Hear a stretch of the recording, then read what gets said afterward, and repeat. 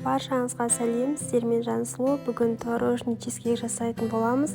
Дәмі мен ойлағаннан да керемет шықты. Сіздер де міндетті түрде жасап көріңіздер. Видеоны соңына дейін қарап, менімен бірге болыңыздар. Рецепт ұнаса, видеоға лайк басып, каналыма тіркеліп, комментарий қалдыруды ұмытпаңыздар.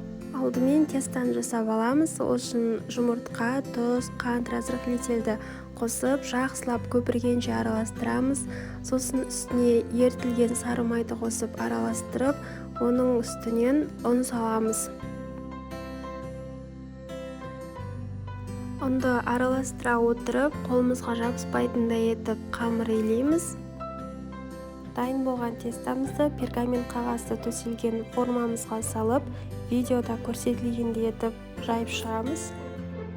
Келесі біз начинкасын дайындаймыз. Ол үшін жұмыртқаға ванильный сахар, қант қосып миксердің көмегімен жақсылап араластырамыз.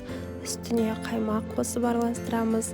Кейіннен сүзбемізді салып, миксердің көмегімен жақсылап біркелкі масса болғанша араластырамыз, немесе блендердің көмегімен езіп алсаңыздар да болады.